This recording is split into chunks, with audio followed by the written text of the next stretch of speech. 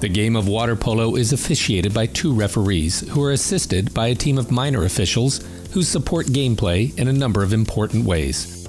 Minor official roles may vary slightly based on the equipment available and the host facility, but there are generally 5 responsibilities for the team of minor officials. 1. Game timekeeper.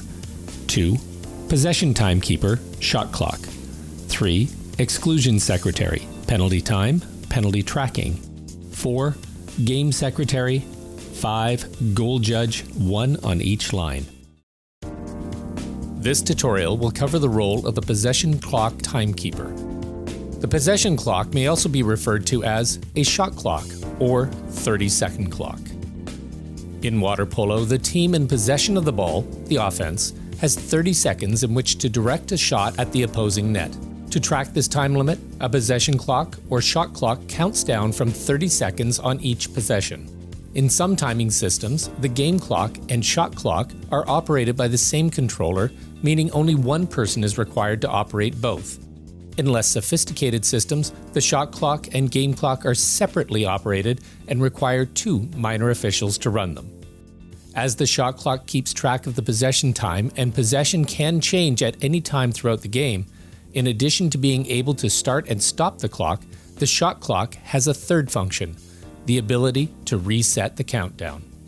All the rules that applied to starting and stopping the game clock apply in exactly the same way to the shot clock. Please refer to our video on Game Clock Timekeeper for a full explanation. Game clock and shot clock should always run in sync. Every second of game time that expires should be matched on the shot clock. When a single controller is used, this is automatic. When 2 controllers are used, the 2 minor officials must try to work in sync as much as possible. This is particularly important during a 20-second exclusion or penalty. Let's look at the various scenarios where the shot clock is reset. Start of play. Following the swim-off or sprint for the ball at the beginning of each quarter, the shot clock is started, or reset, when one team gets definitive possession of the ball. If there is some back and forth action and no one has clear control for a few seconds, the shot clock is reset when one team is clearly in control of the ball. Change of possession. At almost any point in the game, there can be a change of possession. This can be caused by the offense making a bad pass, the defense stealing the ball, the referee calling an offensive foul and awarding the ball to the defense, among other examples. Simply, when the ball changes from being controlled by the offense to being controlled by what had been the defense, the shot clock is reset. Please note, the shot clock is not reset while there is any kind of battle for control between the 2 teams. The clock is only reset if the defense takes clear control of the ball. We will show some examples in a moment. It is better to reset the clock a second late to be sure possession has been established rather than too early when the game must now be stopped to correct an error. When a shot is taken. To know when to reset after a shot, you have to understand how a shot is defined. Basically, a shot is defined as any ball directed toward the net that the timekeeper feels is intended to be shot. The shot can be blocked by a defender. The shot can land in the pool and not reach the net. The shot can go off the post. The shot can even go out of play by missing the net altogether. If it is believed that it was intended as a shot, the shot clock is reset. Please note, particularly when there is little time left on the shot clock, it is very important to be ready to reset the clock as soon as the ball leaves the shooter's hand.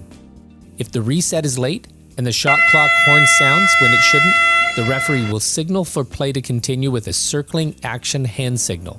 Remember, the shot clock horn or buzzer is not a signal to stop the game clock. If the shot clock legitimately expires, the referee will also blow the whistle, and that is the indication to all timekeepers that the clock should be stopped. After a rebound is retrieved by either team, when a shot is taken, the possession clock timekeeper will reset the clock immediately. If the shot ball rebounds off a defender, a goalpost, or a goalie, and remains in play, the possession clock is reset again when one team gets clear possession of the ball. Depending on where the rebound lands, there can be anywhere from a fraction of a second to several seconds between resets. Please note, it's the goal to ensure that for every possession, the team with the ball gets a full 30 seconds in which to mobilize their offense. A major foul is called. When an exclusion foul is called, the possession clock is reset and the offensive team has a full 30 seconds of possession time, even though the penalty expires after 20 seconds of game time. When a penalty foul is called, the shot clock is also reset. As described earlier, these serious penalties result in a player being ejected from the match and the possession clock should be reset. Let's look at some potentially confusing scenarios. It is possible in a match for the referees to simultaneously award either minor or major fouls to a player from each team. In the case of coincidental or simultaneous minor fouls, a neutral throw or jump ball is awarded. The possession clock should be reset if no team had possession prior to the call, which is often the case when a neutral throw is awarded, or if the team that was on defense gets the ball. The clock is also reset. If the team that was on offense retains possession, then possession clock is not reset and runs normally. Should there be coincidental exclusions, in other words, a player from each team is awarded a 20-second penalty at the same instant, the shot clock is not reset. In the event of the simultaneous award of a penalty shot to each team, both shots are taken in dead time. The ball is then awarded to the team that last had possession on their side of the center. A couple of examples of when not to reset the shot clock. A coach decides partway through the shot clock to call a timeout. During play or after a minor foul, a referee shows the yellow or red card to a coach. Following a pass by the offense, a defender tips the ball, but the offense recovers and maintains possession. While defending an offensive player with the ball, a defender knocks the ball out of the offensive player's hands, but the offense maintains possession. While defending an offensive player controlling the ball, a defender manages to get into a battle for possession with the offensive player. It may seem that the ball almost changes possession several times before one player has clear control of the ball. If the defender wins the battle and now controls the ball, this is a turnover and the clock is reset. If the offense prevails and manages to reclaim clear control of the ball, the clock is not reset. So let's recap. There are several instances in which the shot clock gets reset. Start of play. Change of possession. A shot is taken. After a rebound is retrieved by either team. A major foul, exclusion or penalty, is called.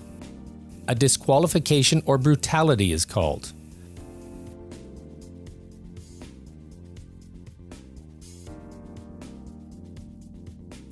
The possession clock is not reset when there is not a clear change of possession. That is, if the ball is tipped by a defender, or there is some back and forth action to control the ball. When a timeout is called. When a yellow card or red card is shown to a coach or player. A minor foul is called. When a double exclusion is called. To better understand the game of water polo and all minor official rules, please be sure to watch all 5 tutorial videos in this series. These include Game Timekeeper, Possession Timekeeper, Exclusion Secretary, Game Secretary, and Goal Judge. Thank you.